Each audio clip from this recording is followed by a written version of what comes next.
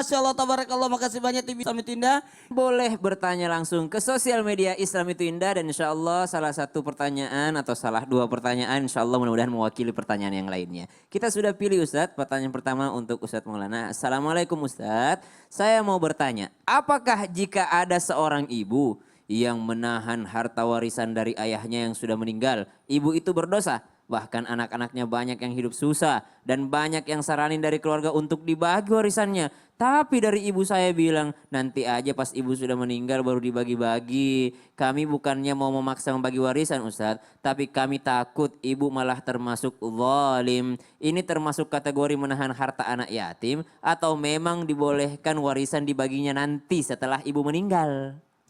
Baik, terima kasih banyak penanya yang luar biasa yang mengantarkan kita untuk banyak belajar mengenai ilmu waris. Karena ilmu waris itu faraid ya. Sebenarnya inilah ilmu salah satu tanda-tanda datangnya hari kiamat ketika ilmu faraid ini hilang. Jadi sebaiknya kalau berbicara tentang, kita lihat dulu secara ikuti aturan syariat. Aturan syariat Islam itu adalah langsung dibagi secepatnya sehingga tidak terjadi kemungkaran, kezaliman, kedurhakaan. Sehingga ini seperti ini harusnya memang lebih baik disegerakan. Lihat, perkuat silaturahmi. Kenapa sih kita mau mengejar harta warisan? Tidak berkah harta itu jika lo memperebutkan harta warisan. Ya tunggu ibu itu tahu kapan saatnya dia memberi.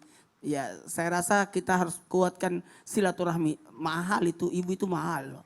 Subhanallah, jadi memang sangat berbahaya Ustaz ya? Sangat berbahaya. Jadi kita harus betul-betul menjaga silaturahmi.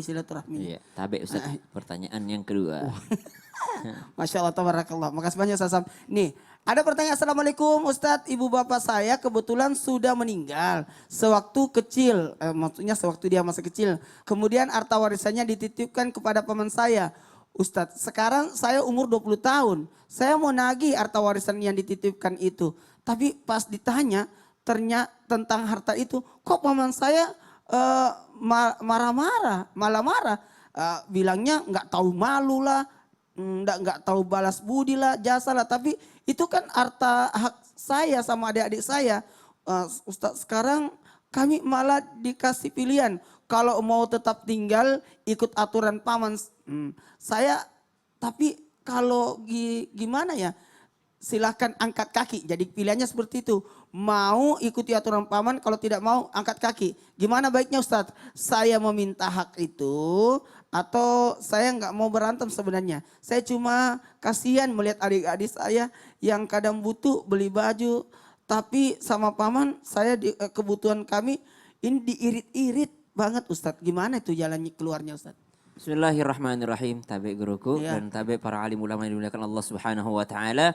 Fadzalika alladzi yad'u al-yatim wa la yahuddu ala ta'amil miskin. Fawailul lil musallin. Tegas sekali Al-Quran tentang orang-orang yang memakan hartanya anak yatim. Jadi subhanallah, kalau pertanyaan sebelumnya ibunya sendiri itu mungkin kami belum mau mengatakan itu kategori memakan harta anak yatim. Tapi kalau sudah masuk pamannya lalu menahan-nahan haknya seorang anak yatim dari warisan ayahandanya, oh tunggulah bala bencana. Ini akan datang bala bencana. Subhanallah, subhanallah. Bagaimana mungkin kita bisa sangat tega memakan harta anak yatim, apalagi tuh keponakan sendiri. Nah, saran buat Adinda, waktu Adinda tahu dari mana kalau harta warisannya itu dititipkan kepada paman, tahu dari mana? Pasti ada saksinya, pasti tidak mungkin paman sendiri. Jadi cari saksi-saksi tersebut, coba dibicarakan, dimusyawarahkan, kalau perlu ke pengadilan agama supaya ditahu ininya jatahnya berapa, apakah paman masih bisa dapat? Saya rasa tidak, karena masih ada anaknya gitu. Apalagi anaknya ada laki-laki, mungkin ada perempuan, anaknya yang lebih berhak. Paman tidak punya hak di situ.